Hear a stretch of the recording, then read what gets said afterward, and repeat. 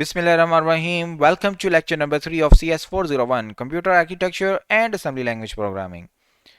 आज हम कवर करेंगे Intel IAPX 88 आर्किटेक्चर। बेसिकली अभी तक हमने जो कॉन्सेप्ट्स पढ़े उनको हमने समझने के लिए हमने आर्किटेक्चर चूज़ किया विच इज़ IBM PC। और IBM PC जो है उसको हमने क्यों चूज़ किया? Because of its wide availability, free assembles, debuggers and a lot of information available for free. और टेक्निकली IAPX 88 जो कि इंटेल एडवांस प्रोसेसर एक्सटेंशन 88 जिससे बनता है, ये हमारे पास IBM PC मशीन के अंदर फिट हुआ होता है। इस प्रोसेसर को हम 8088 भी बोलते हैं।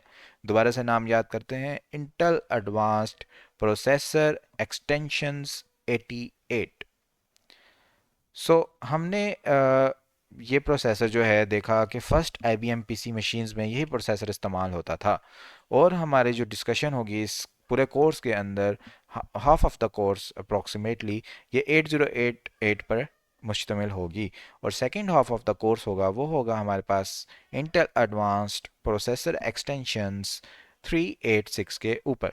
8088 जो है वो एक 16 बिट प्रोसेसर है जिसके अकोमोलेटर और रजिस्टर तमाम जो हैं वो 16 बिट के हैं। हमने पहले भी ये चीज़ देखी कि जो अकोमोलेटर की बिट्स होती हैं वही प्रोसेसर की बिट्स होती हैं, जबकि 386 जो है वो एक 32 बिट प्रोसेसर है और इसके जो अकोमोलेटर और रजिस्टर्स हैं वो भी 32 बिट के हैं। होवेवर ये एक डाउनवर्ड कंपेटेबल प्रोसेसर है विद IAPX 88। इसका मतलब ये कि जो भी कोड हमने IAPX 88 के लिए लिखा था वो 386 पे भी बिल्कुल सही सलामत चल जाता है। हमें इसके लिए अलग कोड लिखने की ज़रूरत नहीं पड़ती। जो आर्किटेक्चर होता है किसी भी प्रोसेसर का, इसका मतलब क्या होता है? The organisation and functionalities of the registers, कि कौन से रजिस्टर हैं और क्या उनके फंक्शनैलिटीज़ हैं, और instructions that are valid on that processor. और हमारे पास एक इंस्ट्रक्शन ग्रुप्स भी होते हैं जो बता रहे होते हैं कि इस प्रोसेसर के ऊपर कौन कौन सी इंस्ट्रक्शंस चलती हैं। इसके ऊपर मूव चलता है, या इसके ऊपर शिफ्ट चलता है, या इसके ऊपर स्टोर चलता है, या इसके ऊपर लोड चलता है। ये प्रोसेसर के डिफरेंट आर्किटेक्चर की चीज़ें होती हैं जिन पर एक आर्किटेक्चर मुश्तमिल होता है। हम डिस्कस करेंगे आर्किटेक्चर ऑफ 8088 इन डिटेल, जबकि इसकी इंस्ट्रक्शंस जो हैं वो आगे जाके हम देखेंगे कि क्या क्या इसकी इंस्ट्रक्शंस होती हैं। हम प्रोग्राम लिख के भी चेक करेंगे। थोड़ी सी हिस्ट्री देखते हैं कि इंटेल ने क्या किया। 4 बिट प्रोसेसर शुरू शुरू में रिलीज़ किए, लेकिन मीनिंगफुल नहीं थे। मीनिंगफुल प्रोसेसर जो था वो था 8080 which was a 8 bit processor. फिर ये जो प्रोसेसर था ये बहुत ज़्यादा मशहूर हुआ अपने सिंपल डिज़ाइन और वर्सटाइल आर्किटेक्चर की वजह से। फिर इस एक्सपीरियंस के ऊपर मुश्तमिल उन्होंने इस 8 बिट प्रोसेसर के बाद एक 16 बिट प्रोसेसर लॉन्च करने के से पहले एक प्रोसेसर लॉन्च किया 8085, जो कि बहुत ज़्यादा मशहूर हुआ इंजीनियरिंग कम्युनिटी के अंदर। लेकिन जो इनका फर्स्ट 16 बिट प्रोसेसर था वो था 8088। जब पर्सनल कंप्यूटर का कॉन्सेप्ट आया तो उन्होंने ये प्रोसेसर लॉन्च किया जिसकी मैक्सिमम मेमोरी थी 64 के, बल्कि इसकी सॉरी, इससे पहले जो प्रोसेसर था उसकी मेमोरी थी 64 के, जो कि हमारे पास था 8080 और 8085। जबकि हमारे पास जो 8088 था उसकी जो मैक्सिमम मेमोरी गई वो गई 1 MB, 1 megabyte, which was too much at that time. IBM ने इसको एम्बेड कर दिया अपने पर्सनल कंप्यूटर्स के अंदर और लोगों के मज़े लग गए। फर्स्ट मशीन जो थी वो 4.43 मेगाहर्ट्ज की स्पीड पर रन हुई और ये ब्लेजिंग स्पीड थी उस टाइम के ऊपर। ये था right thing at the right moment और मज़े लग गए इंटेल के, बहुत ज़्यादा मशहूर हो गया। IBM PC X8 इतना मशहूर हुआ क्योंकि उसका एक ओपन आर्किटेक्चर था और एज इजीली अवेलेबल इंफॉर्मेशन थी ऑल ओवर द वर्ल्ड, और उसको इस्तेमाल करना भी बहुत आसान था। मज़े की बात ये कि जो इसके डेवलपर्स थे उन्होंने उसके अंदर एक टाइमर टिक काउंट लगा दिया कि 5 साल बाद ये प्रोसेसर एक्सपायर हो जाएगा, 5 साल से ज़्यादा ये प्रोसेसर नहीं चल सकता। ये बस 5 साल तक टेक्नोलॉजी चलेगी, फिर ये एक्सपायर हो जाएगी और कोई नई टेक्नोलॉजी आ जाएगी। लेकिन उन्होंने ये एंटिसिपेट नहीं किया था कि वो तो एक धमाकेदार मशीन बना चुके हैं जो कि 5 साल के बजाय 25 साल तक चलती रही। और उसके बाद भी जब सर रिकॉर्ड कर रहे थे ये कोर्स तो 25 साल उस टाइम हो चुके थे और उसके बाद भी ये मशीन चलती रही। और ये जो टिक होता है इसको स्पेशली हैंडल किया जाता है हर 5 साल बाद कि भाई अब आप मज़ीद 5 साल के लिए चल पड़ो। अब हम देखते हैं इंटेल IAPX 88 जो एक बहुत धमाकेदार चीज़ है। इसका क्या, इसके अंदर ऐसी क्या चीज़ है कि ये धमाकेदार है। इसका हम आर्किटेक्चर देखते हैं जिसके अंदर हमारे पास 14 रजिस्टर होते हैं। अब मैं आपको इस फिगर्स की मदद से थोड़ा एक्सप्लेन करूंगा और यहाँ पर मुझे आपके फोकस की बहुत ज़्यादा ज़रूरत है। अगर आपने इसको यहाँ पर समझ लिया तो ये हमारी एक काफ़ी ज़्यादा लेक्चर्स की बेस बनाएगा। तो हमारे पास एक होते हैं सेगमेंट रजिस्टर, जो हमारे पास जो मेमोरी होती है हमारे पास 1 MB की, उसको डिफरेंट सेगमेंट में डिवाइड करने के इस्तेमाल में आते हैं। कि हमारे पास एक मेमोरी के अंदर चार चीज़ें हैं। एक हमारे पास है कोड, एक हमारे पास है डेटा, एक हमारे पास है स्टैक, और एक हमारे पास अगर चौथा उसके अलावा कोई सेकेंडरी डाटा चाहिए तो उसके लिए हम एक्स्ट्रा सेगमेंट यूज़ करते हैं। तो बेसिकली ये सेगमेंट रजिस्टर हैं जो एक विंडो बना देते हैं डाटा के अंदर। उस विंडो को एट दैट टाइम हम असेस कर रहे हैं, उसको हम सेगमेंट बोलते हैं। फिर हमारे पास होता है आईपी, जिसको बोलते हैं इंस्ट्रक्शन पॉइंटर, जो कि हमारे प्रोग्राम कंट्रोल इंस्ट्रक्शंस को बता रहा होता है कि इस टाइम हमारा जो कोड एग्जीक्यूट करना है वो यहाँ पड़ा हुआ है, इसके बाद जो एग्जीक्यूट करना है वो यहाँ पड़ा है, इसके बाद जो करना है वो यहाँ पड़ा है। इसके लिए हम जो रजिस्टर इस्तेमाल करते हैं दैट इज़ इंस्ट्रक्शन पॉइंटर। फिर हमारे पास होते हैं फ्लैग रजिस्टर, जिसके अंदर हमारे पास डिफरेंट फ्लैग्स होते हैं, zero, carry, auxiliary carry, sign bit, overflow, different हमारे पास बिट्स होती हैं। तो ये जो बिट्स होती हैं बेसिकली ये फ्लैग्स हैं, ये साइंस हैं, कि ये हम बाद में इसको फर्दर डिटेल में देखेंगे। फिर हमारे पास होते हैं पॉइंटर रजिस्टर, जिनको बोलते हैं stack pointer and base pointer.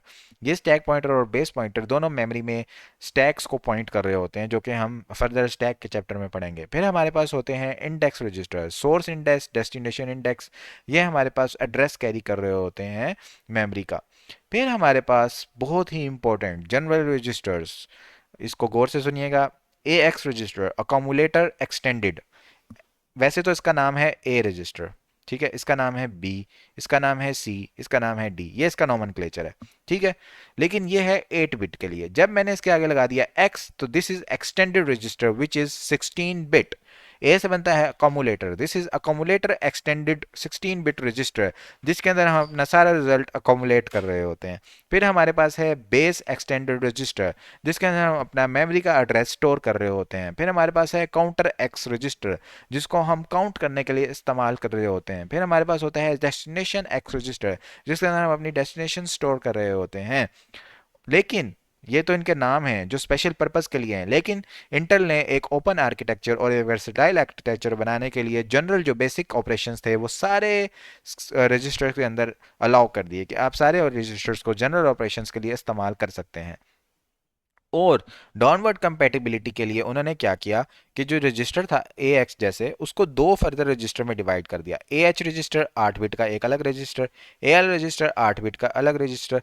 इन दोनों का आपस में ग्लू किया, जोड़ा, 8 और 8 बिट के दोनों मिलके बना गए 16 बिट का ए एक्स रजिस्टर। इसी तरह बी एच बी एल दोनों 8-8 बिट के बना गए बी एक्स रजिस्टर। जो जनरल पर्पस हमारे पास रजिस्टर थे उन सबको उन्होंने डिवाइड कर दिया 8-8 बिट के दो रजिस्टर्स के अंदर। अब हम इसकी सारी कहानी यहाँ से देखते हैं। तो हमारे पास जो रजिस्टर्स हैं जनरल रजिस्टर्स वो हैं ए एक्स, बी एक्स, सी एक्स, डी एक्स, ठीक है। एक्स का मतलब है एक्सटेंडेड और ये 16 बिट रजिस्टर का बताता है, ठीक है। अगर 8 बिट होता तो खाली ए होता हमारे पास। ए एच जो है वो ए हाई बाइट बताता है, ए एल जो है वो ए लो बाइट बताता है। ए एक्स को फर्दर इन दो के अंदर डिवाइड कर दिया जाता है 8-8 बिट के रजिस्टर्स के अंदर। जो जनरल पर्पस रजिस्टर होते हैं उनको हम 16 बिट का एक रजिस्टर के तौर पे भी इस्तेमाल कर सकते हैं या दो 8 बिट के रजिस्टर के तौर पे भी तोड़ के इस्तेमाल कर सकते हैं। जो ए एच ए एल हैं वो इस बिग होल ए एक्स के दो छोटे छोटे हिस्से हैं, और कोई भी चेंज अगर हम ए एच या ए एल के अंदर लेकर आएंगे वो चेंज हमें ए एक्स के अंदर भी शो होगी, क्योंकि वो उसी का हिस्सा है। जब AX जो है वो एक कंपोजिट और एक्सटेंडेड रजिस्टर है जो कि इन दोनों पार्ट्स को आपस में ग्लू करके बनाया गया है। A of AX stands for accumulator। General purpose जो रजिस्टर्स होते हैं वो सारे के सारे अकोमुलेटर के तौर पर परफॉर्म कर सकते हैं, लेकिन इसका नाम अकोमुलेटर स्पेसिफिकली लिखा गया है क्योंकि कुछ स्पेसिफिक वेरिएशंस हैं जो इस रजिस्टर के अंदर ही परफॉर्म हो रही होती हैं। जो B होता है BX रजिस्टर का वो स्टैंड फॉर करता है बेस, और ये मेमोरी एड्रेसेस को अपने अंदर स्टोर करता है, जो कि नेक्स्ट चैप्टर में डिस्कस किया जाएगा।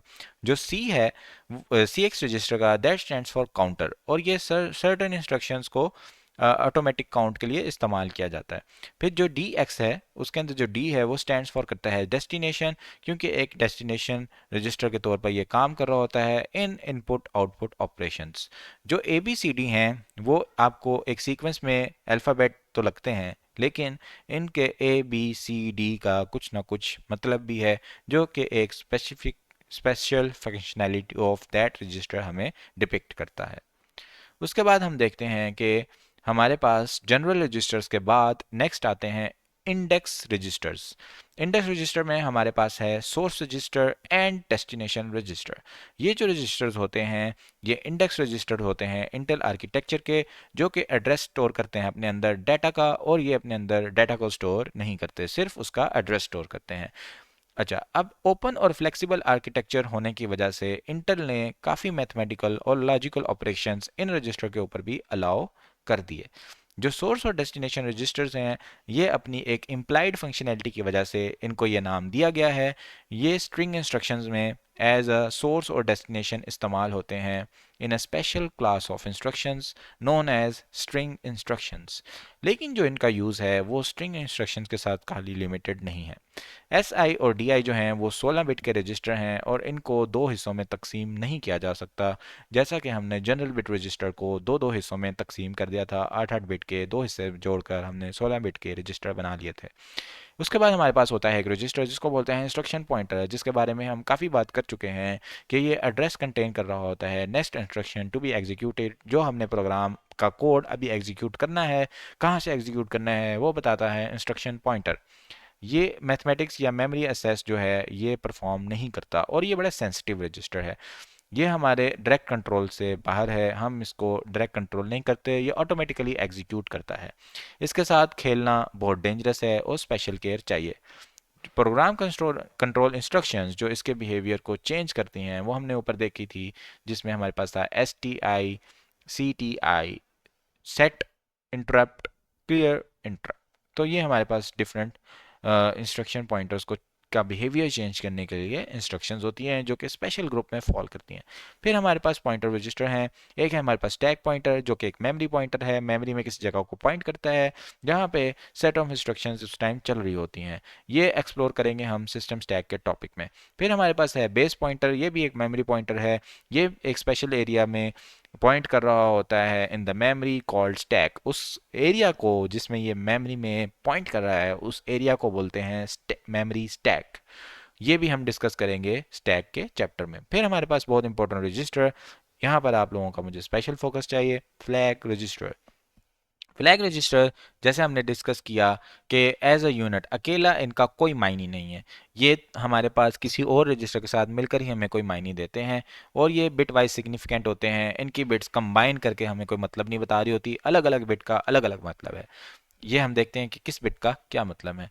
ये जो नाम है ये अनयूज्ड नहीं है, ठीक है, इनका कोई ना कोई इस्तेमाल है। हमारे पास जैसे इंटेल के अंदर 16 बिट का रजिस्टर ये होता है, तो हमारे पास 0 से लेके 15 तक ये बन जाती हैं 16 बिट, और इसके अंदर हमने डिफरेंट लोकेशंस डिफरेंट पोजीशंस के ऊपर बिट को बताया हुआ है कि भाई आपका क्या काम है, कौन सी बिट किस लिए है। ये सारी चीज़ें हम देखते हैं। ये है कैरी बिट, ये पैरिटी बिट, ये हमारे पास जो है ये हमारे पास है ऑक्सिलरी कैरी बिट, ठीक है। ये हमारे पास जीरो बिट, साइन बिट, और ट्रैप बिट, इंटरप्ट बिट, और डेस्टिनेशन बिट, ओवरफ्लो बिट, ये सारी चीज़ें हम अभी देखते हैं। कैरी बिट क्या होती है? जब हमने 16 बिट के दो नंबर ऐड किए, फॉर एग्जाम्पल मेरे पास एक नंबर है 11111, एक और नंबर है 11111, अब इनको जब मैं ऐड करूंगा मेरे पास कुछ रिजल्ट आ रहा है, और लेकिन क्या हो रहा है, एंड पे जाके एक कैरी आ रहा है जो कि मैं इन 16 बिट के अंदर स्टोर नहीं कर पा रहा। ये जो एक्स्ट्रा मेरे पास कैरी आया इसको मैं एक 17वीं बिट को कहाँ स्टोर करूंगा? इस रजिस्टर के एंड के ऊपर।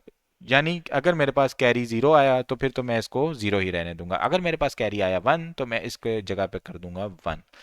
तो ये मेरे पास कैरी बिट जो होती है इस फ्लैग रजिस्टर की वो इसलिए इस्तेमाल होती है, ये टारगेट रजिस्टर के अंदर फिट नहीं कर रही होती, इसलिए हम इसको कैरी फ्लैग के अंदर स्टोर कर देते हैं। फिर हमारे पास होती है पैरिटी बिट। पैरिटी बिट किस लिए होती है? कम्युनिकेशन के लिए यूज होती है। फॉर एग्जांपल मैंने किसी को डाटा भेजा 00110, और वो क्या, उसको मैं बोलूँगा इवन पैरिटी, बताऊंगा कि इसके अंदर जो वन है ना वो इवन टाइम्स आए हुए हैं, 2 बार, 4 बार, 6 बार, 0 बार, ठीक है, वो चेक करेगा क्या 2 बार ही आए हुए हैं, हाँ आए हुए हैं, इसका मतलब डाटा ठीक आया। अगर जाते जाते एक बिट चेंज हो गई और मैंने उसको बोला था कि भाई इवन पैरिटी वाली बिट मैंने भेजी है, और उसने देखा, उसने कहा ये तो ऑड है, वो मुझे बोलेगा भाई आपने जो डाटा भेजा वो बीच में हो गया है क्रैश फ्लॉप, आप मुझे दोबारा से डाटा भेजो, उसकी डाटा की इंटेग्रिटी खराब हो गई है। तो ये हमारे पास होती है पैरिटी बिट। फिर हमारे पास होता है ऑक्सिलरी कैरी। ऑक्सिलरी कैरी हमारे पास किस लिए होता है, nibble to nibble carry transfer करने के लिए होता है। इसको थोड़ा सा समझते हैं कि हमारे पास बेस 16 के अंदर जो नंबर होते हैं उनको बोलते हैं हेक्साडेसिमल नंबर्स। ये हम 4 बिट में रिप्रेजेंट कर रहे होते हैं इन केस ऑफ बाइनरीज। जो कलेक्शन होती है 4 बिट की उसको हम बोलते हैं निबल, 8 बिट की कलेक्शन को हम बोलते हैं बाइट, और 16 बिट की कलेक्शन को हम बोलते हैं वर्ड्स। जब भी हम कोई एडिशन सब्ट्रैक्शन कर रहे होते हैं तो हमारे पास कैरी एक निबल से दूसरे निबल पे मूव हो जाए अगर, तो फिर हम ऑक्सिलरी कैरी की बिट को सेट कर देते हैं। ऑक्सिलरी कैरी जो होता है वो एक निबल से दूसरे निबल में जाते हुए कैरी की को स्टोर करता है, जबकि कैरी फ्लैग होता है वो एक होल एडिशन के प्रोसेस के अंदर जो हमारे पास सिंपल एक कैरी जनरेट हो रहा था उसको अपने अंदर स्टोर करता है। फिर हमारे पास है एक ज़ीरो फ्लैग। जब भी हम कोई मैथमेटिकल या लॉजिकल इंस्ट्रक्शन फॉलो करें और उस इंस्ट्रक्शन के रिजल्ट में हमारी जो डेस्टिनेशन थी वहाँ पे ज़ीरो आ जाए तो फिर हमारा ज़ीरो फ्लैग सेट हो जाएगा। मतलब मैंने बोला add A X comma B X, B X में मेरे पास पड़ा था -5, ए एक्स में मेरे पास पड़ा था 5। अब ये एक मैथमेटिकल ऑपरेशन है, मैंने इसको बोला है कि आप ए एक्स रजिस्टर के अंदर बी एक्स रजिस्टर की वैल्यू को ऐड कर दो। इसने जब -5 को 5 में ऐड किया तो मेरे पास ए एक्स रजिस्टर के अंदर ज़ीरो स्टोर हुआ। तो जब मेरे अंदर मैथमेटिकल ऑपरेशन करने से कोई वैल्यू ज़ीरो के बराबर आई तो मेरा ज़ीरो फ्लैग सेट हो जाएगा, जो मुझे बताएगा कि आपने जो ऑपरेशन किया उसका रिजल्ट ज़ीरो के बराबर आ चुका है।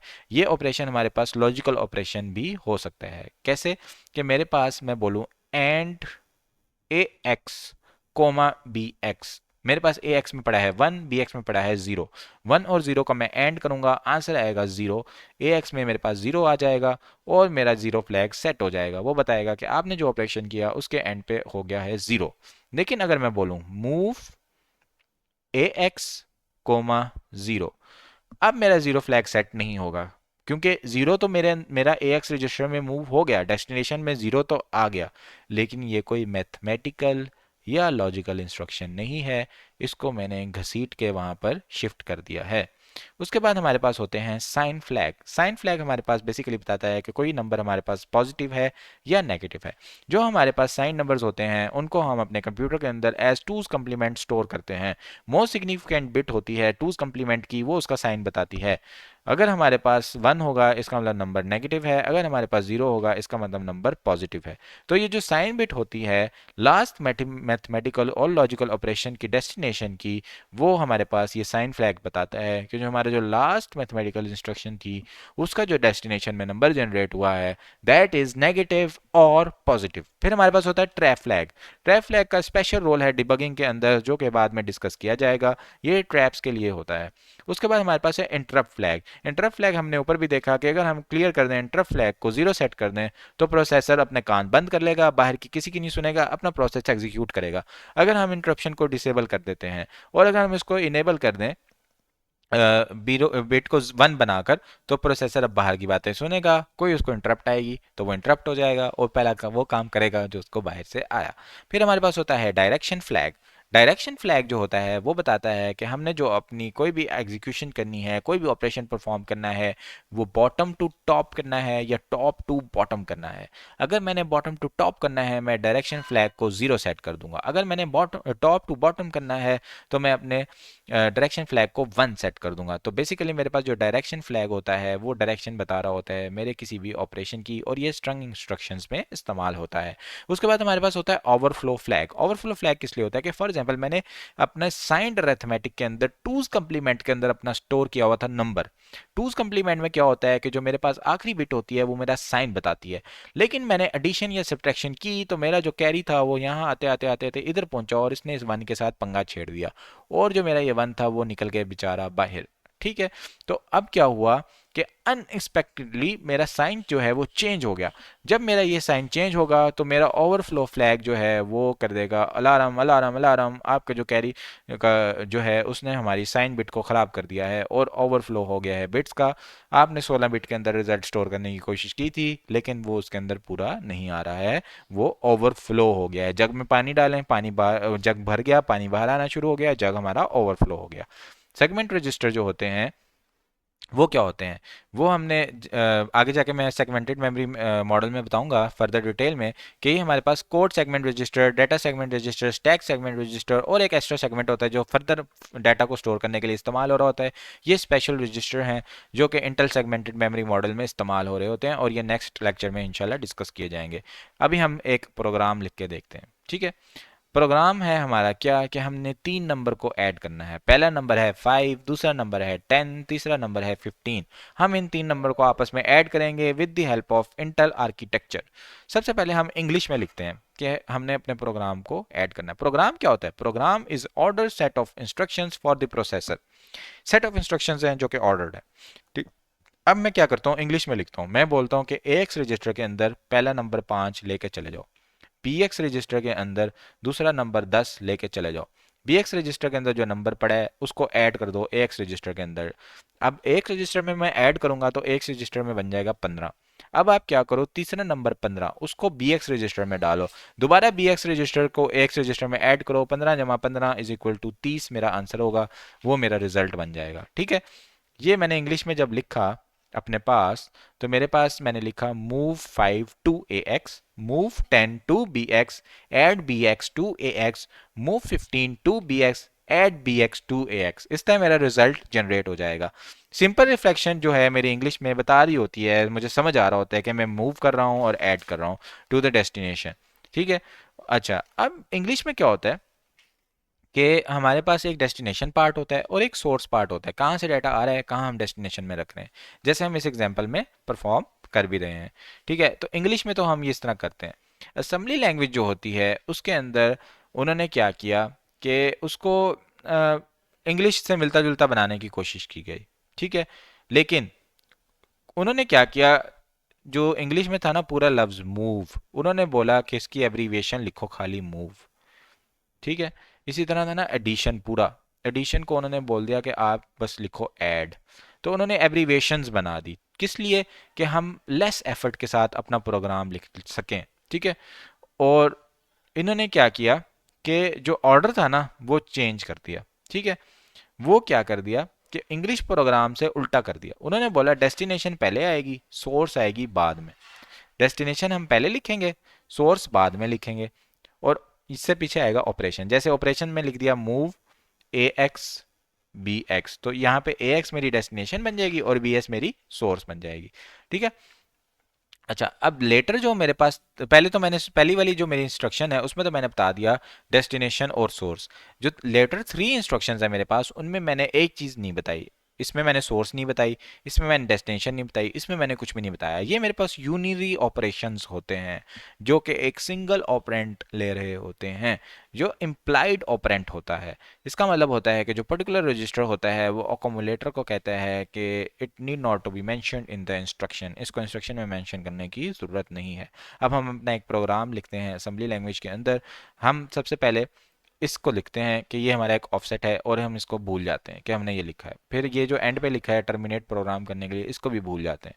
हमारे जो प्रोग्राम है हम लिखते हैं move AX5, move BX10, move कर दो AX रजिस्टर के अंदर नंबर 5, मूव कर दो BX रजिस्टर के अंदर नंबर 10, ऐड कर दो AX के अंदर BX, AX के अंदर पड़ा है 5, 5 में ऐड कर दो 10, बन जाएगा 15, 15 को रख दो AX रजिस्टर के अंदर। मूव BX15, BX रजिस्टर के अंदर ऐड कर दो 15, ऐड AX BX, AX में पड़ा है इस टाइम पुराना वाला 15, अब इसके अंदर आप ऐड कर दो BX वाला 15, रिजल्ट बन जाएगा 30, और एंड पर हमारे पास क्या हो चुका होगा, AX रजिस्टर के अंदर नंबर 30। अच्छा, अब ये जो पहली लाइन है ना बेसिकली ये हमें बताती है मेमोरी ऑफसेट, कि जो हमारा प्रोग्राम है वो इस मेमोरी एड्रेस से स्टार्ट हो, 0100, यहाँ से हमारा कोड एग्जीक्यूशन स्टार्ट हो, यहाँ पे हमारा जो कोड है ना वो इस जगह पे चला जाए, ठीक है। और ये जो हमारा प्रोग्राम है ये बेसिकली असेंबली लैंग्वेज के लिए नहीं है, ये डॉस के लिए, कंप्यूटर डॉस को बताता है कि भाई अब जो हमारा प्रोग्राम था, कोड था, वो यहाँ पे आके ख़त्म हो गया है, इससे आगे हमारा कोड नहीं है, अब दोबारा से मुझे नया कोड लिखने के लिए प्रॉम्प्ट दे दो, या इससे आगे जो मैं चीज़ लिखता हूँ उसको एज अ कोड एग्जीक्यूट ना करो। तो ये मूव ए एक्स 0x4C00 कि मैं इसको कह रहा हूँ कि आप ए एक्स रजिस्टर के अंदर ये मेमोरी जो एड्रेस है इसको मूव कर दो, और एक मैं यहाँ पर इंट वेरिएबल डिक्लेयर, ये मतलब बेसिकली असेंबली लैंग्वेज के लिए नहीं है। तो अच्छा, इसको बेशक आप रट्टा लगा लें। तो हमारे पास क्या है, यहाँ पर डिफरेंट उन्होंने एक्सप्लेन किया गया है यहाँ पर कि जो कमेंट होते हैं वो एक सेमी कॉलन की मदद से हम एंटर करते हैं। जैसे ये कमेंट एंटर किया है, सेमी कॉलन लिखा, आगे कमेंट कर दिया। कमेंट बहुत ज़रूरी होता है असेंबली लैंग्वेज के अंदर ताकि हमें प्रोग्राम रीडेबल बना लें। अच्छा, ये जो ये कह रहे हैं कि अभी जो पहली लाइन लिखी थी ORG वाली, उसको आप भूल जाओ, ये बाद में डिस्कस करेंगे। कांस्टेंट 5 को लोड किया AX रजिस्टर में, कांस्टेंट 10 को लोड किया BX रजिस्टर में, ये लाइन नंबर के हिसाब से सारी एक्सप्लेन कर रहे हैं। फिर रजिस्टर BX मैं ये पहले एक्सप्लेन कर चुका हूँ। ठीक है, वर्टिकल स्पेसिंग भी बड़ी इंपॉर्टेंट होती है हमारे पास, जो हमने यहाँ पे एंटर दबाया ना दोनों चीज़ों में अलग अलग, ये एंटर जो है ये भी बड़ा इंपॉर्टेंट है, इससे हमारे पास क्लैरिटी आती है। ठीक है, ये हमें लॉजिक ब्लॉक्स ऑफ कोड को अलग अलग लिखने में मदद कर रहा होता है। फिर हमारे पास जो एंडिंग लाइंस हैं वो बता रहे हैं कि ये डॉस को इन्फॉर्म करने के लिए हैं कि हमारा प्रोग्राम टर्मिनेट हो चुका है, इससे आगे कोड एग्जीक्यूट ना करो। अगर हम ये नहीं बताएंगे डॉस को तो हमारा प्रोग्राम क्रैश भी कर सकता है, कंप्यूटर रीबूट हो सकता है, या इम्प्रॉपरली बिहेव कर सकता है अगर टर्मिनेशन हमने वहाँ पर ऐड नहीं की हुई। इसके बाद हम देखते हैं असम्बलर, लिंकर एंड डिबगर, जो कि लास्ट टॉपिक है हमारे आज के लेक्चर का। हमारे पास असम्बलर होता है जो कि असम्बल करता है इस पूरे प्रोग्राम को और कन्वर्ट कर देता है इनटू एग्जीक्यूटेबल बाइनरी कोड। जो असम्बलर है वो इस कोर्स में यूज़ होगा वो है NASM, जिसको बोलते हैं नेट वाइड असम्बलर, और ये फ्री है और ओपन सोर्स असम्बलर है। उसके अलावा हमारे पास जो टूल यूज़ होगा वो होगा डिबगर। डिबगर में हम देख रहे होंगे कि हमारा जो प्रोग्राम है वो मेमोरी में क्या काम कर रहा है, रजिस्टर में क्या कर रहा है, क्या अपडेट चल रही है, मतलब प्रोग्राम को स्टेप बाय स्टेप एनालाइज करने के लिए हम डिबगर को देखते हैं। डिबगर हमारे पास जो यूज़ होगा इस कोर्स के अंदर, that is AFD, full screen debugger. अच्छा, अब हमारे पास क्या होता है, ये हमारे पास वेपन्स हैं जो हमने असेंबली लैंग्वेज में इस्तेमाल करनी है। अब असेंबल करने के लिए जो हमने अपना कोड लिखा था वो हमने लिखा था EX01.ASM, ये हमने असेंबली लैंग्वेज में अपना कोड लिखा था। तो हमने नेट वाइड असेंबलर को बोला ये हमारा कोड उठाओ, इसको करो असेंबल, इसका आउटपुट लिखो -O आउटपुट EX01.com, यानी असेंबल करके जो आपका एग्जीक्यूटेबल कोड जनरेट हो रहा है आप उसको लिख दो इस फाइल के अंदर EX01.com के अंदर, और एक लिस्टिंग फाइल भी बना दो EX01.LST के नाम से। उसके लिए मैंने लिख दिया -L। लिस्टिंग फाइल क्या होती है ये देखते हैं।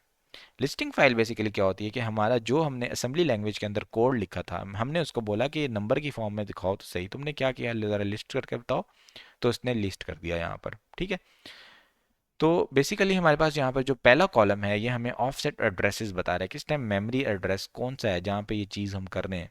ठीक है, ये जो चीज़ है ये हमारे पास है ऑपरेशन कोड, जो बता रहा है ऑपरेशन हो क्या रहा है। जैसे हमने पहले देखा था ना ऐड के लिए 152 यूज़ कर रहे होते हैं, तो ये ऑपरेशन कोड्स हैं। तो ये हमारे पास बेसिकली लिस्टिंग फाइल है। ठीक है, तो फर्स्ट कॉलम हमारे पास जो है that is offset of the listed instruction in the output file. Next column is operation code to which our instruction was translated. अब यहाँ पर अगर आप पहली लाइन में देखें तो हमारा जो इंस्ट्रक्शन कोड है वो है B80500। हमने बोला था कि AX रजिस्टर के अंदर 5 मूव करो, जब उसने उसको ट्रांसलेट किया तो उसने कर दिया B80500। तो 5 जो है ना वो एक कांस्टेंट नंबर है, ये एक वेरिएबल नहीं है। जब हमने AX रजिस्टर के अंदर कोई कांस्टेंट मूव करना होता है तो हम B8 लिखते हैं। ठीक है, B8 का मतलब ये है इंटेल के लिए कि अब हम एक कांस्टेंट मूव करने लगे हैं AX रजिस्टर के अंदर। ठीक है, अगर BX रजिस्टर के साथ में 0500 लिखा, इसको बोलते हैं इमीजिएट ऑपरेंड, जो उसके साथ ही में लिख देते हैं। Immediate operand is an operand which is placed directly inside the instruction. ठीक हो गया। अच्छा, अब हाँ आप देखें कि ये 5 नंबर है, यहाँ पे तो ऐसा लग रहा है 500 लिखा हुआ है। तो ये है बेसिकली इंडियन इंटरप्रिटेशन, इसको हम अभी देखते हैं कि ये क्या है मसला। अच्छा, अब हमारे पास जो AX रजिस्टर है वो वर्ड साइज रजिस्टर है। ठीक है, 16 बिट का वो रजिस्टर है। वन हेक्साडेसिमल जो होता है हमारे पास 4 बिट्स ले रहा होता है, तो 4 हेक्साडेसिमल डिजिट जो होंगे वो 4 चौके 16 बिट्स में वो पूरे आ जाएंगे, 1 वर्ड या 2 बाइट में 4 नंबर पूरे आ जाएंगे। ठीक है, लेकिन अब ये जो 2 बाइट हैं, ये पहले इनमें से कौन सी रखनी है? ठीक है, जैसे मेरे पास नंबर है 0005, अब ये 2 बिट 1 बाइट बना रही है, ये 2 बिट 1 बाइट बना रही है, इनमें से पहले कौन सी रखनी है मैंने और बाद में कौन सी रखनी है, ये मुझे कैसे पता चलेगा? ठीक है, तो ऐसा भी हो सकता है कि मैं मोस्ट सिग्निफिकेंट रखूं पहले, फिर उससे कम सिग्निफिकेंट, फिर उससे कम सिग्निफिकेंट, और फिर एंड पे लीस्ट सिग्निफिकेंट रख दूं। इसको कहते हैं बिग इंडियन नोटेशन। ये यूज़ होती है मोटरोला कंपनी से, और यही हम नॉर्मल ज़िंदगी में जो लिखा हुआ है ना 0005, ये इस्तेमाल कर रहे हैं। ठीक है, कि हमारे पास सबसे पहले हमने लिख दिया मोस्ट सिग्निफिकेंट, फिर लेस सिग्निफिकेंट, लीस्ट सिग्निफिकेंट हमने एंड पे रख दी। ठीक है, बेसिकली यहाँ पे 2 बाइट हैं अभी। ठीक है, 1 बाइट हमारे पास ये है और 1 बाइट हमारे पास ये है, तो इसको हम इस तरह से देखते हैं कि एक में 0005, अब मेरे पास ज़्यादा सिग्निफिकेंट वाली कौन सी है इसमें? ज़्यादा सिग्निफिकेंट वाली मेरे पास ये है, और कम सिग्निफिकेंट ये है। सिग्निफिकेंट से मुराद ये कि ये मेरे पास होता है 10⁻0, ये होता है 10⁻1, ये होता है 10⁻2, ये होता है 10⁻3। तो ये मेरे पास 10⁻3 है ना, सबसे ज़्यादा पावर 10 की यहाँ पे इस्तेमाल हो रही है, तो ये मोस्ट सिग्निफिकेंट बिट है, तो इसको मैं सबसे पहले रखूंगा। तो मोटरोला वाले ऐसे करते हैं। अच्छा, दूसरा तरीका ये होता है कि सबसे पहले मैं लीस्ट सिग्निफिकेंट रखूं, फिर उससे ज़्यादा सिग्निफिकेंट, फिर उससे ज़्यादा सिग्निफिकेंट, और फिर मोस्ट सिग्निफिकेंट हो मैं एंड पे ले जाऊं। ठीक है, ये जो होता है इसको बोलते हैं लिटिल इंडियन ऑर्डर, और ये यूज़ होता है बाय इंटेल। बिग इंडियन जो है वो आर्गूमेंट उसका ये था कि ये नेचुरल है, इंसान इसी तरीके से लिख रहा होता है, इसी तरीके से कंप्रीहेंड कर रहा होता है। जबकि लिटिल इंडियन है वो कहते हैं कि हमने ये नोटेशन इसलिए बनाई कि हम चाहते थे कि जो लीस्ट सिग्निफिकेंट वैल्यू है वो छोटे मेमोरी एड्रेस पे आ जाए, और जो ज़्यादा सिग्निफिकेंट वैल्यू है वो हायर मेमोरी एड्रेस के ऊपर आ जाए। थोड़ी सी कंफ्यूजिंग बात, बल्कि ज़्यादा सी कंफ्यूजिंग बात है, समझते हैं। नंबर है मेरे पास 0005, मेरे पास एक इसकी बाइट है ये, एक इसकी बाइट है ये। ठीक है, यहाँ पे जो मेरे पास चल रहा है ना, वो चल फॉर एग्जाम्पल चल रहा है 10⁻0, 10⁻1, 10⁻2, 10⁻3। अब आप देखें मोस्ट सिग्निफिकेंट इसमें कौन सी है? ये वाली, और लीस्ट सिग्निफिकेंट इसमें ये वाली। तो मैं चाहता हूँ कि लीस्ट सिग्निफिकेंट को मैं पहले रख लूँ, तो मैं लीस्ट सिग्निफिकेंट जो बाइट है ना कंप्लीट, उसको पहले रख लेता हूँ, और जो मेरे पास ज़्यादा सिग्निफिकेंट जिसका ज़्यादा वेट है, जिसके अंदर ज़्यादा 10 की पावर है, उसको मैं बाद में रख लेता हूँ। तो मैं ये कह रहा हूँ कि कम पावर वाली को मैं पहले रखूंगा, तो वो मेरे ना मेमोरी के अंदर ना पहले वाले एड्रेस पे आ जाएगी, कम एड्रेस पे कम सिग्निफिकेंट आ जाएगी। और जो ज़्यादा सिग्निफिकेंट है ना, जिसके अंदर 10 की पावर ज़्यादा इस्तेमाल हो रही है, वो ज़्यादा मेमोरी एड्रेस के ऊपर चली जाएगी। तो इसको कहते हैं लिटिल इंडियन नोटेशन। और 0500 लिखा था ना, बेसिकली ये 5 के बराबर था, ये 500 के बराबर नहीं था। ठीक है, तो ये थोड़ा सा कंफ्यूजिंग है, इसको आप वीडियो को रिप्ले करके यहाँ से देख लीजिएगा ताकि आपको अच्छे से इसकी समझ आ जाए, क्योंकि बहुत ज़्यादा इस्तेमाल होगा आगे। अच्छा, अब जो हमारे पास कांस्टेंट था 5, उसको अगर हम देखें तो ये 0500 में कन्वर्ट हुआ था, क्योंकि हमारे पास जो लीस्ट सिग्निफिकेंट बाइट थी ना 05, उसको हमने पहले रख दिया कम एड्रेस पे, और जो मोस्ट सिग्निफिकेंट बाइट थी ना 00, उसको हमने बाद में रख दिया। अब जब इसको हम एज अ वर्ड पढ़ेंगे तो हम 0005 ही पढ़ेंगे, इसको हम 500 नहीं पढ़ेंगे, और जब हम मेमोरी में भी लिखेंगे इसको, लेकिन तो ये मेमोरी में 0500 लिखा जाएगा। ठीक है, तो जो हमारे पास फर्स्ट इंस्ट्रक्शन है वो 3 बाइट्स लॉन्ग थी हमारे पास, इसलिए लिस्टिंग फाइल ने क्या किया, नेक्स्ट इंस्ट्रक्शन को वो ले गया 3 बाइट आगे। ये देखते हैं हम यहाँ पे क्या किया इसने, कि हमारे पास जो पहली इंस्ट्रक्शन थी ना ये वाली, इसके अंदर ना हमारे पास 3 बाइट हैं, एक बाइट हमारे पास ये है, एक 2 नंबरों का ये है, और एक 2 नंबरों का ये है। तो पहले इसने 0000 पे रखा है इसको, जब ये 3 बाइट का कोड इसने लिख दिया ना, तो अब ये 0003 पे ले गया, यानी मेमोरी के अंदर उसने 3 ऐड कर दिया, कि अब अगले 3 बार ये चीज़ चलेगी। अब यहाँ पे अगर आप देखें तो फिर ये 3 बाइट है, तो इसने फिर यहाँ पे 3 में 3 ऐड किया, 6 बन गया। यहाँ पे देखें तो ये 2 बाइट है, 2 बाइट का ऑपरेशन कोड बना हुआ है, तो इसने 6 में 2 ऐड करके 8 पे चला गया। ये बताना चाह रहे हैं कि कैसे वो मेमोरी ऑफसेट चला रहा है। अच्छा, अब हमारे पास जो दूसरा ऑप कोड है बी बी, इसका मतलब है कि बी एक्स रजिस्टर के अंदर कांस्टेंट मूव कर दो, जो दूसरे लाइन में था ना, बी B0A00, तो बी का मतलब है बी एक्स रजिस्टर के अंदर आपने नंबर एक कांस्टेंट मूव करना है। अब ये जो नंबर है ना 00 0A00 0A 00। अगर हम इसको बिग इंडियन नोटेशन में लिखें जैसे हम नॉर्मल समझते हैं, ये है 000A, तो बेसिकली ये हेक्साडेसिमल नंबर है। हेक्साडेसिमल में ए जो होता है वो नॉर्मल 10 के बराबर होता है, तो ये बेसिकली 10 नंबर है जो कि हम BX रजिस्टर के अंदर मूव कर रहे हैं। तो इस तरह आपने इसको समझ लेना है। ओके, तो ये जो हमारे पास ऑफसेट और ऑपरेशन कोड्स जो हैं रिमेनिंग इंस्ट्रक्शन के, बाकी भी आप देख के समझ सकते हैं। जो हमारे पास लास्ट इंस्ट्रक्शन इन्होंने लिखी है, जो 0x10 और 16 इन डेसिमल, यहाँ पर ये चली गई। ठीक है, लास्ट इंस्ट्रक्शन ये वाली जो है CD21, CD का मतलब है कि एक इंटीजर डिक्लेयर है, 21 उसका नंबर है। ठीक है, तो ये चली गई 0010 पे। लेकिन हेक्साडेसिमल में क्या होता है, 10 जो होता है ना वो बराबर होता है 16 के असल में। ठीक है, क्योंकि हेक्साडेसिमल नंबर है ना, तो ये कह रहे हैं कि ये 0010 है ना, ये 16 के बराबर है। लेकिन लास्ट इंस्ट्रक्शन है ना, अब उसने भी तो कहीं जगह लेनी है ना। लास्ट इंस्ट्रक्शन हमारी क्या है, लास्ट इंस्ट्रक्शन में हमारे पास 2 बाइट इंक्लूड हैं। ठीक है, तो जब मैं ये 2 एक्स के अंदर ऐड करूंगा बेसिकली, तो ये 16 से आगे 18 हो जाएगा, ये 12 बन जाएगा। जो 12 हेक्साडेसिमल का बन जाएगा जब 10 में 2 ऐड करूंगा ना। लेकिन ये जो डेसिमल सिस्टम होता है ना बेस 10 वाला, उसमें ये 18 के बराबर होगा। तो ये कह रहा है कि बेसिकली आप साइज़ देखोगे ना फाइल का, तो वो 18 बाइट का साइज़ आपको नज़र आएगा। ठीक है, तो उन्होंने क्या किया, CMD ओपन करके ना DIR लिख दिया उस फोल्डर के अंदर जाके। तो जो कॉम फाइल थी उसके आगे 18 बाइट लिखे आगे कि ये 18 बाइट लंबी है, 18 बाइट इसका साइज़ है। अच्छा, अब हमारा प्रोग्राम जो है वो डिबगर में रन करने के लिए रेडी हुआ हुआ है।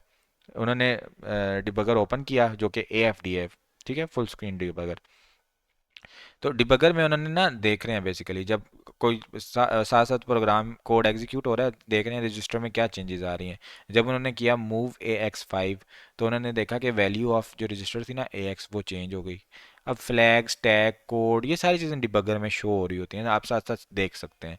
डिबगर जो होता है वो अलाउ करता है कि हम अपना प्रोग्राम स्टेप बाय स्टेप देखें, एक इंस्ट्रक्शन को एक टाइम पे ऑब्जर्व करें कि उसका रजिस्टर पे क्या इफेक्ट आ रहा है, और प्रोग्राम डाटा पे क्या इफेक्ट आ रहा है, और मेमोरी में क्या इफेक्ट आ रहा है। ये सारी चीज़ें हम डिबगर में देख सकते हैं।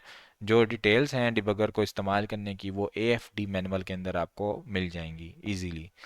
अच्छा, अब हमने प्रोग्राम को डिबगर में जब लोड किया, तो हमने फर्स्ट इंस्ट्रक्शन जो थी मूव AX5, जो कि हमारे पास 0100 पे पड़ी हुई थी, जो बेसिकली 0001 बनता है, तो वहाँ पे से ये एग्जीक्यूट हो रही थी। ये ORG लिखने की वजह से ऐसा हुआ, जो ORG लिखा था ना उसकी वजह से ये यहाँ से एग्जीक्यूट हो गई। अब जो कॉम था ना हमारे पास, कॉम फाइल, वो हमारे पास इस ऑफसेट के ऊपर आ गई 0100, जो कि डेसिमल में बनता है 255।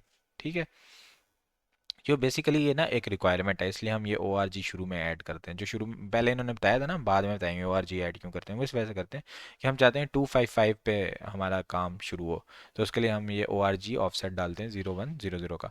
अच्छा, अब डिबगर जो है वो क्या कर रहा है, प्रोग्राम को शो कर रहा है, हालांकि आपने इसको तो कॉम फाइल दी है। कॉम फाइल में तो आपके पास ना असम्बलर ने जो असेंबली लैंग्वेज बनाई थी ना, 01001000 असम्बल की थी, वो पड़ी हुई थी कॉम फाइल में। लेकिन जो डिबगर होगा ना वो आपको ना वो भी शो कर रहा होगा जो आपने लिखा था मूव AX5। तो ये बेसिकली कहना चाह रहे हैं कि ये ना ये रिवर्स इंजीनियरिंग भी हो जाती है, कि ये जो 010001 है ना, डिबगर क्या करता है, इनसे वापस मूव AX5 बना देता है। ठीक है, यानी जो हमने लिखा था ना वो वापस बना के दे देता है प्रोग्राम सोर्स को। ये इस वजह से है कि ट्रांसलेशन जो है निमोनिक से ऑप कोड रिवर्सिबल होती है, और डिबगर मैप कर देता है वापस ऑप कोड को towards instruction mnemonics. Instruction mnemonic यानी आसान अल्फाज की इंस्ट्रक्शन, ऐड, मूव, इस तरह की। ठीक है, तो ये अब क्या होगा कि कुछ ऐसी इंस्ट्रक्शन होंगी जिनके 2 निमोनिक्स होंगे और डिबगर कंफ्यूज हो जाएगा। वो ना हमने जो लिखा होगा ना निमोनिक सोर्स फाइल में, वो उसमें वापस ट्रांसलेट नहीं करेगा। फॉर एग्जांपल, मेरे पास एग्जांपल के तौर पे एक ऑपरेशन है ऐड और एक है सब्ट्रैक्ट। दोनों का जो ऑप कोड बन रहा है ना वो बन रहा है BB एग्जाम्पल। तो जब मैं डिबगर ओपन करूंगा ना तो वो मैपिंग करेगा BB, तो वो सब्ट्रैक्शन से मैप कर देगा। मैंने तो लिखा था ऐड, तो ये बात वो करना चाह रहे हैं कि वो कंफ्यूज हो जाएगा, गलत चीज़ इंटरप्रेट कर देगा। लेकिन अगर ऐड के लिए खाली एक ही कोड है तो वो वापस ऐड ही लेकर आ रहा होगा।